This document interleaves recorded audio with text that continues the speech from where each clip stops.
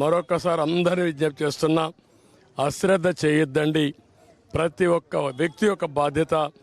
ఎక్కడో అమెరికా నుంచి, హైదరాబాద్ నుంచి, లేకుంటే బాంబే నుంచి, వివిధ నగరాల నుంచి, బెంగళూరు నుంచి, చెన్నై నుంచి, అనేక నగరాల నుంచి వాళ్లే డబ్బులు ఖర్చు పెట్టుకుని అభ్యర్థులు తెలియకపోయినా ఒక పార్టీ విధానాలతో వాళ్ళు ముందుకు వచ్చే పరిస్థితికి వచ్చారు. కొంతమంది అయితే పేదవాళ్ళు, కూరగాయలు వ్యాపారం చేసుకునే వాళ్ళు, ఇక్కడ లేకుండా ఎక్కడో ఉంటే సొంత ఖర్చులు పెట్టుకొని, క్యారియర్ పెట్టుకొని నేరుగా వచ్చి వాళ్ళ గ్రామంలో ఓటేసుకునే పరిస్థితికి వచ్చారు.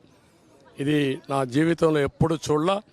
ఇది నిజమైన ప్రజాస్వామ్యం.